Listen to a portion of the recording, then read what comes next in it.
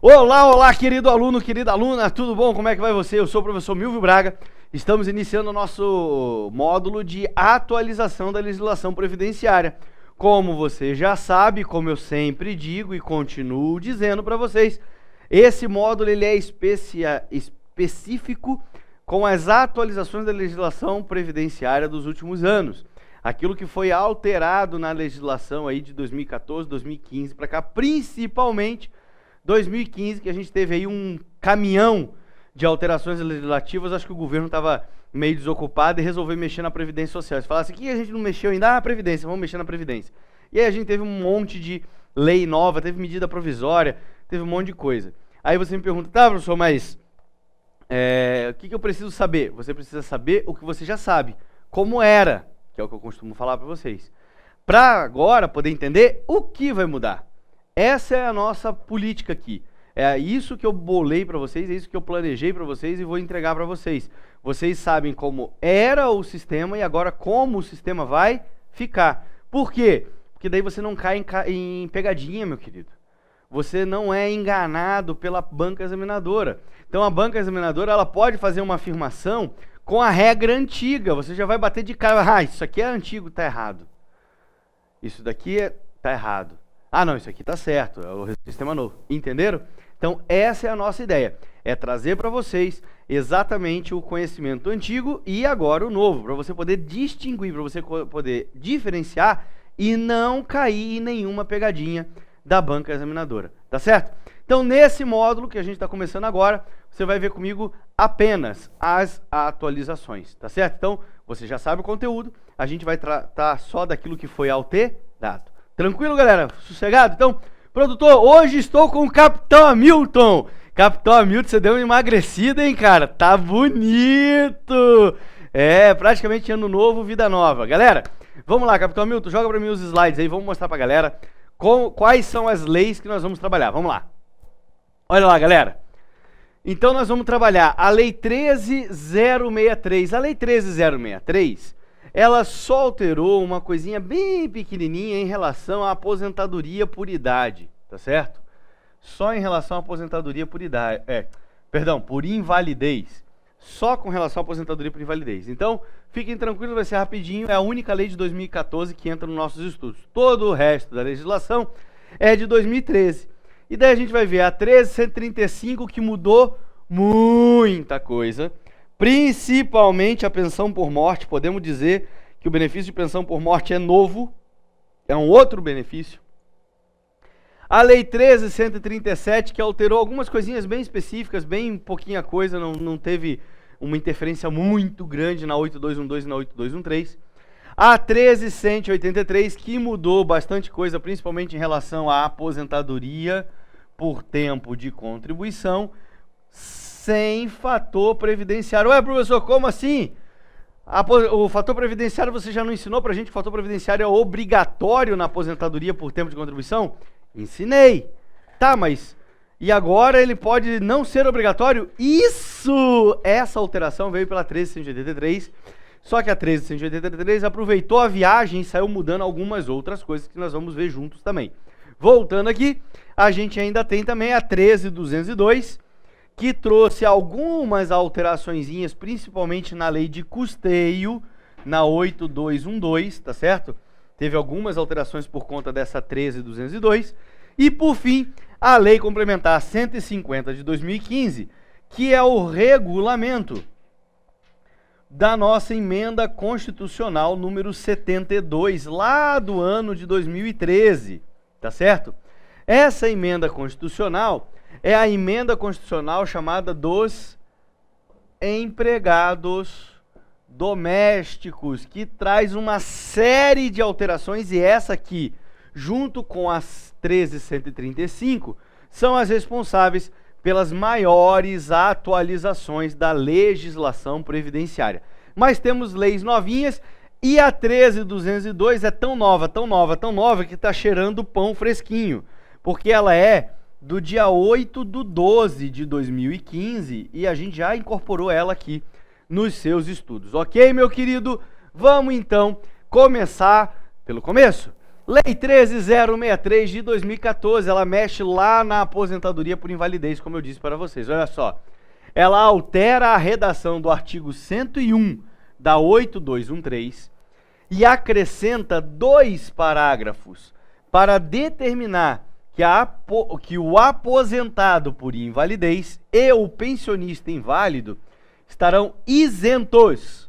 O que é uma pessoa isenta? É aquela pessoa que ela está dispensada, liberada de realizar o exame pericial obrigatório após completar 60 anos de idade, exceto quando for para verificar as seguintes condições. Então, para começar, galera, primeiro passo, né? A gente vai no passo a passo. Primeiro passo, para começar, essa alteração determina que apenas o aposentado por invalidez e o pensionista inválido, eles ficam liberados de fazer o exame médico pericial obrigatório. Como a gente já viu nos nossos estudos, todo aposentado por invalidez ou que receba benefício de pensão por morte ou que receba qualquer benefício por conta de invalidez é obrigado a fazer o exame médico pericial obrigatório. Então, quando o INSS te convoca, você tem que comparecer ao exame pericial ou então o teu benefício é cancelado. Isso é uma regra que a gente já viu obrigatória, está lá na 8213. Com esse texto da 13.063 de 2014, a gente tem a alteração para que o aposentado por invalidez ou o pensionista inválido maior de 60 anos, ele fica dispensado, ele não precisa mais comparecer ao exame médico pericial, exceto nas seguintes condições. Então, há algumas condições que nós vamos ver na sequência aqui agora. Ele ainda continua obrigado a comparecer no exame médico pericial obrigatório, tá certo? Então vamos ver quais são essas condições, olha lá. Necessidade de assistência permanente de outra pessoa para concessão do acréscimo de 25% sobre o valor do benefício. Como a gente viu lá no artigo 45 da 8213, o aposentado por invalidez que necessite da assistência permanente de terceira pessoa ou de outra pessoa, ele recebe um acréscimo de 25% na renda, no valor do benefício. Quando isso for constatado após os 60 anos, então é para a concessão, tá? Para a concessão desse acréscimo. Ele vai ser submetido ao exame médico pericial, tá certo? Então, se for para constatar a necessidade de concessão do acréscimo de 25% sobre o valor do benefício, mesmo maior de 60 anos, ele vai ter que se submeter ao exame. Recuperação da capacidade do trabalho mediante solicitação do próprio aposentado ou do pensionista que se julga apto. Então eu estou incapacitado, estou recebendo benefício, e aí eu falo assim, não, mas agora eu consigo trabalhar, vou voltar a trabalhar. Eu quero voltar a trabalhar. Para voltar a trabalhar, eu tenho que pedir o cancelamento do benefício. Para pedir o cancelamento do benefício, eu tenho que passar por uma perícia. Se eu tiver mais de 60 anos, eu vou passar pela perícia? Vai passar pela perícia, senão o benefício não vai ser cancelado, não. E, por fim, para subsidiar a autoridade judiciária na concessão de uma curatela. Então, se eu tenho um problema de incapacidade civil, onde eu vou ser curatelado, vou ser interditado e vou ter um curador nomeado, o perito judicial ou juiz da ação de interdição vai nomear um perito para que seja feita uma avaliação pericial. E esse perito pode ser do INSS por convênio entre os tribunais de justiça com o INSS. E aí eu vou ter que me apresentar a perícia? Vai ter que se apresentar. Mas eu tenho mais de 60, não interessa, vai ter que se apresentar a perícia. Então ficou essas 3 exceções. Em regra agora, se eu tenho mais de 60 anos, não preciso comparecer da perícia.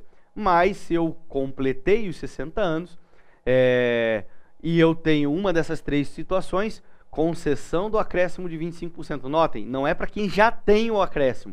Quem já tem o acréscimo vai ficar, não vai ser reavaliado. É apenas para conceder o acréscimo. Então essa é a primeira situação. Segunda situação, quando eu, aposentado, requisito o exame pericial para poder comprovar que estou apto ao trabalho. E terceira e última hipótese, quando eu, aposentado ou pensionista inválido, vou ser submetido ao exame pericial para fins de concessão de uma curatela, se eu for interditado por uma questão de incapacidade civil. Nestes casos, eu vou me submeter ao exame médico pericial obrigatório, mesmo já sendo maior de 60 anos. São as exceções da regra. Tá certo, galera? Tranquilo, beleza? Então vamos para a próxima, vamos lá. Com isso, a gente encerrou as alterações da 13063 e a gente começa a falar da 13135. Essa daqui sim, ela trouxe bastante alterações, principalmente no benefício da pensão por morte. A gente pode afirmar categoricamente que hoje, após a entrada em vigor da 13135, temos uma nova pensão por morte. Mas teve outras alterações também, que nós vamos acompanhar aqui. Então vamos lá. Para início de conversa, a 13135 se trata da conversão da medida provisória 664 de 30/12 de 2014 em lei, alterando alguns regramentos da 8213.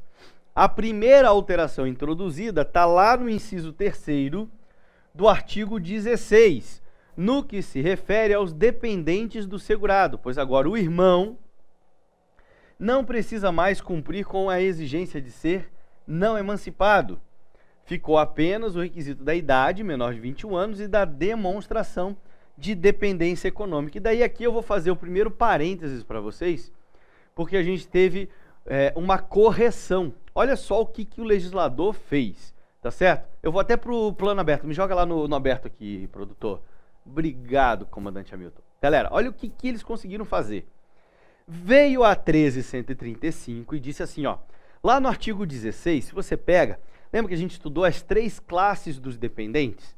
Você tem primeira classe, o cônjuge, o companheiro, o filho, que tem que ser não emancipado, menor de 21 anos, se maior, desde que seja inválido, portador de uma deficiência, isso foi acrescentado agora, recente, que é o parênteses que eu estou fazendo para vocês, ou desde que ele seja declarado com incapacidade mental ou intelectual por meio de uma sentença judicial.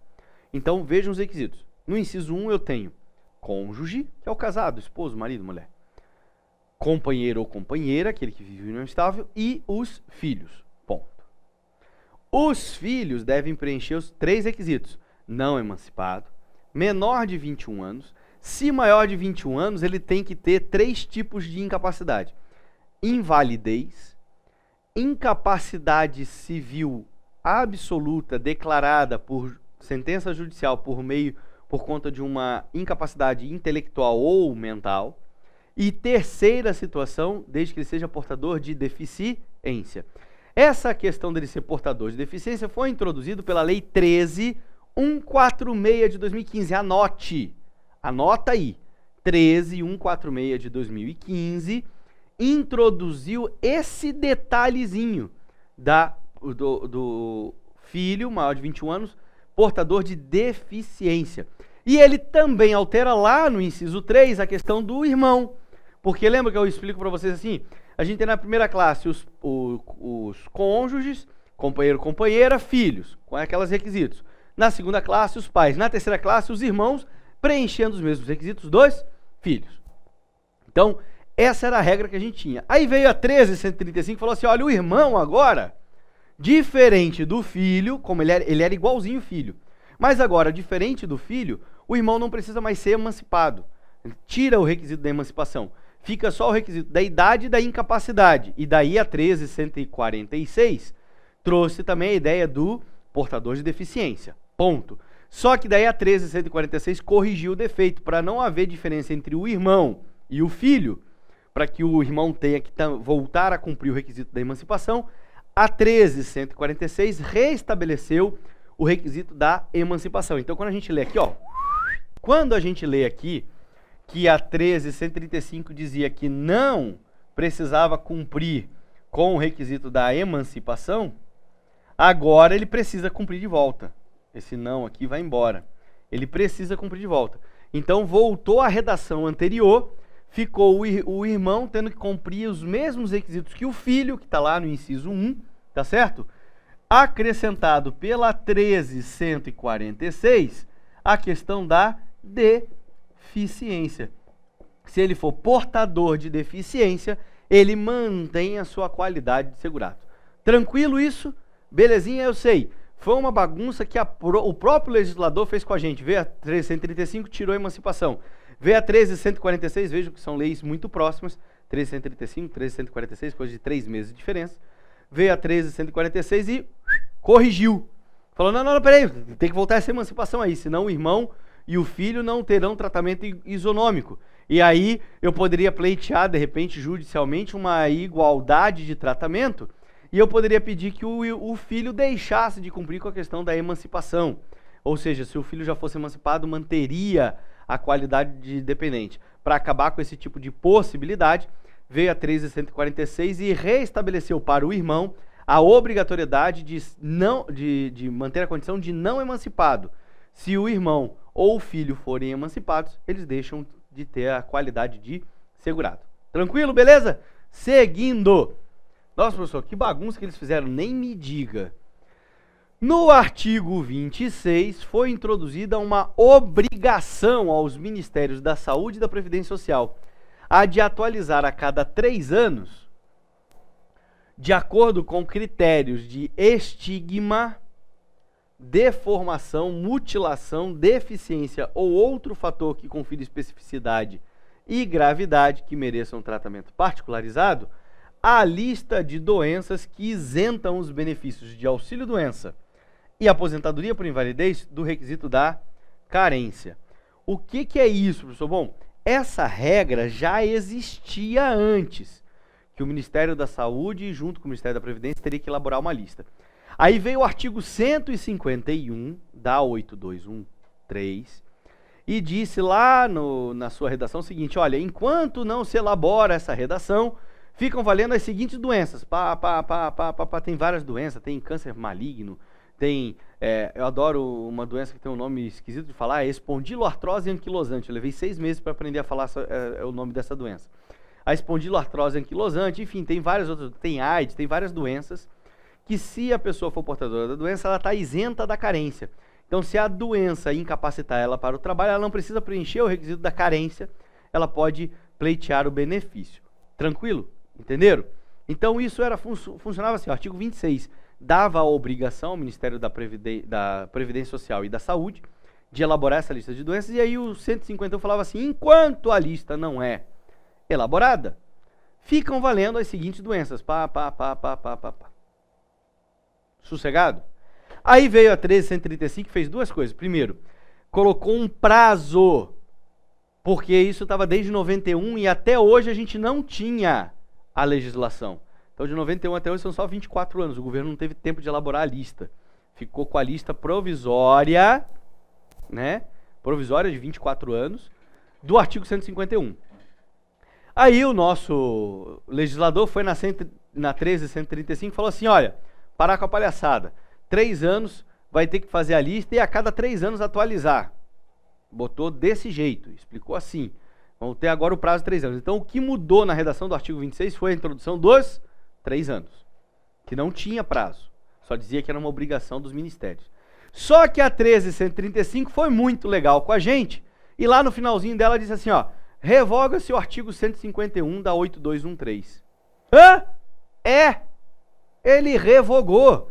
Eles querem que o Ministério da Saúde e da Previdência Social efetivamente façam a lista. Tem que fazer. Então eu vou até revogar a lista provisória. Tá, e daí como é que fica? E daí como é que fica? Que lá no decreto 3.048 de 99 você tem a mesma lista. E o texto da lei 13.135 não alterou a redação do decreto. Como o decreto regulamenta a lei e eles acabaram de criar uma lacuna, vale o artigo do decreto, ou seja, a lista de doenças provisória continua valendo. Sabe quando que você vai ver essa lista aí? Nunca. Tá bom? Mas fazer o quê? Eles tentaram fazer o negócio da coisa, a coisa do jeito certo, mas acabaram esquecendo do decreto. Então, a legislação está assim agora. O artigo 151 teve a sua eficácia revogada pela 13.135, mas lá no decreto 3.048 eu mantenho a redação das doenças, a lista das doenças. Tranquilo? Sossegado? Então vamos lá. Seguindo. A lista de doenças existentes no artigo 151 da 8213 foi mantida até que os Ministérios da Saúde e da Previdência Social elaborem a lista oficial determinada pelo artigo 26, inciso 2, conforme essa explicação que eu acabei de fazer para vocês aí, junto com o decreto 3.048.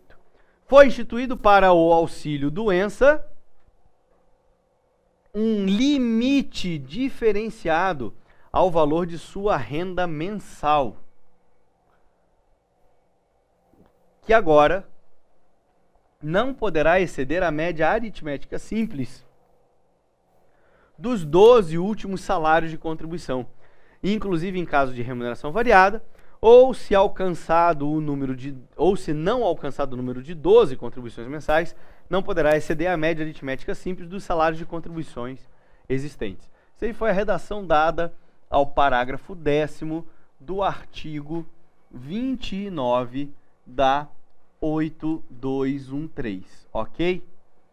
Aí você vai dizer assim, tá, professor, o que isso significa? Comandante Hamilton, você consegue colocar pra gente uma telinha em branco, só para eu poder explicar pra galera ali? Tá bom? Vamos lá. O que acontece? Como vocês sabem, a gente tem vários conceitos para formar a renda mensal inicial. Então eu tenho salário de contribuição, que é aquilo que eu pago mensal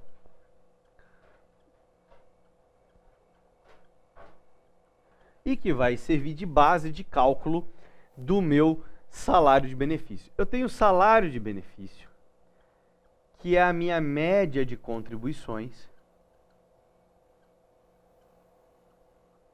média dos salários de contribuição, que vão gerar a minha renda mensal. E eu tenho a renda mensal, que é o valor que eu recebo. O valor recebido. Lembra, eu faço para vocês até uma formulinha assim, ó. Salário de benefício, ele é igual a média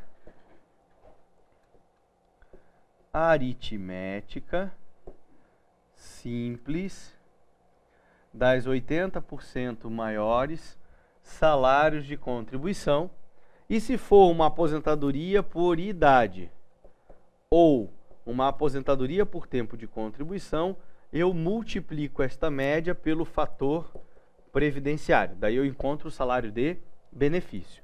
E a minha renda mensal vai ser igual ao salário de benefício que eu calculei e encontrei, multiplicado pelo coeficiente do meu benefício.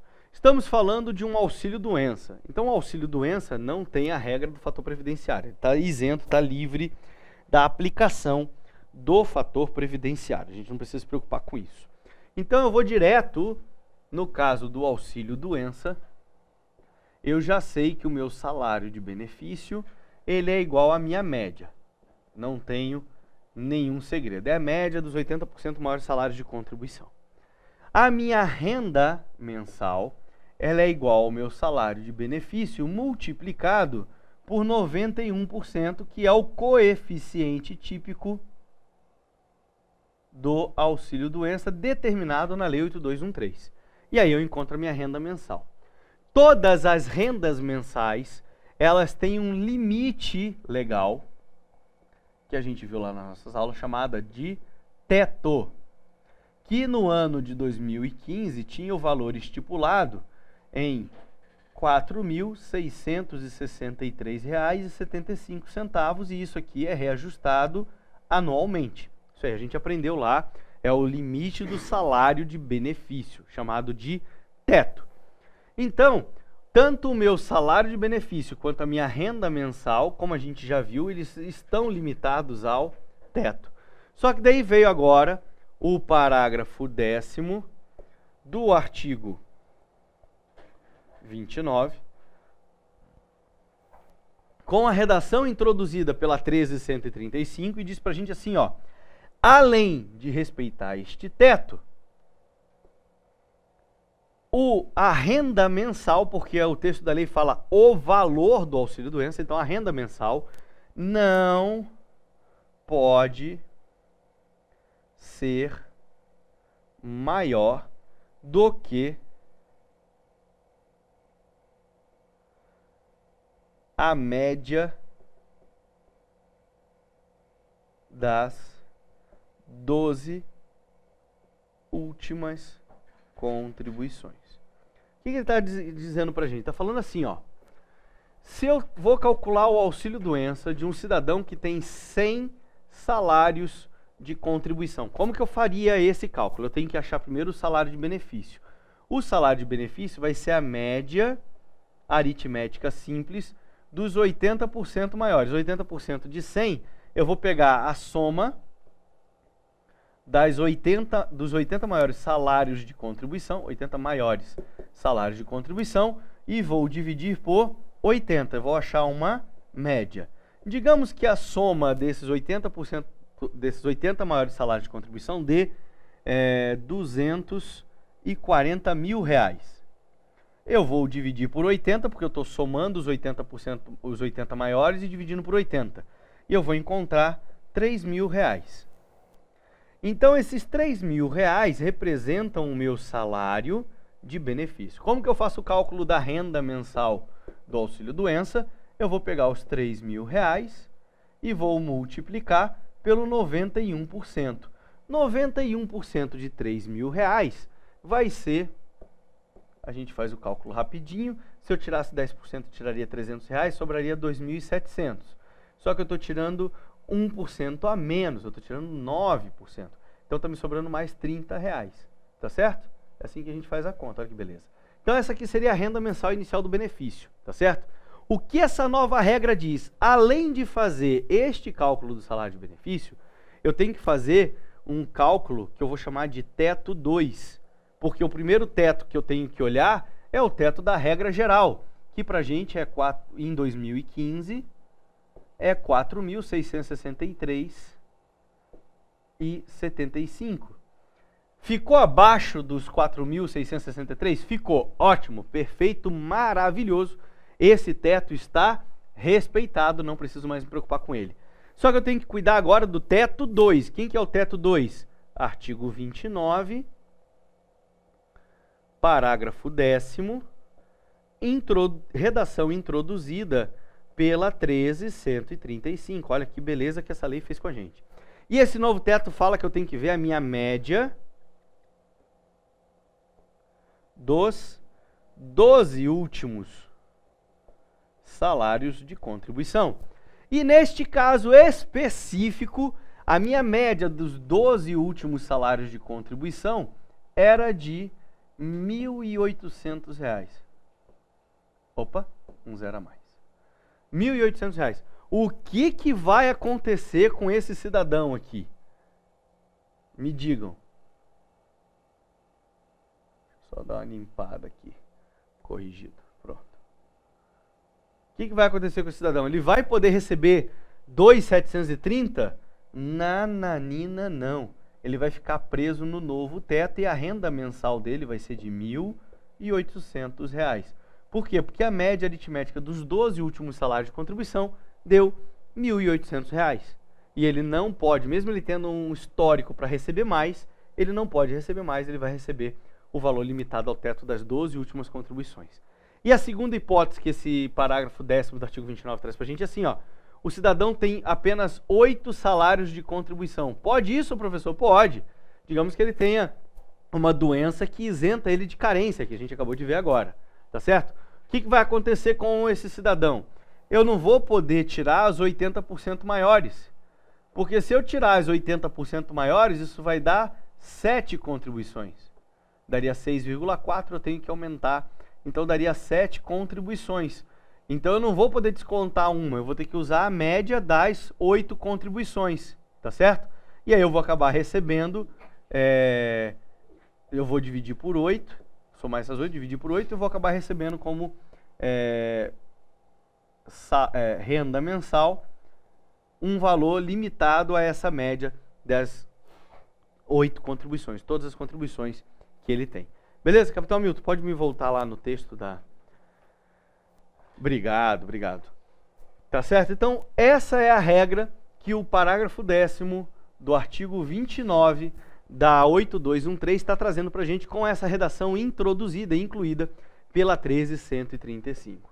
Na próxima aula, eu vou continuar tratando com vocês da 13135, falando ali agora de algumas alterações que vieram lá no artigo 60, ainda na parte do auxílio-doença. Tá certo, galera? Um forte abraço, bons estudos e eu vejo vocês na nossa próxima aula. Valeu, até lá.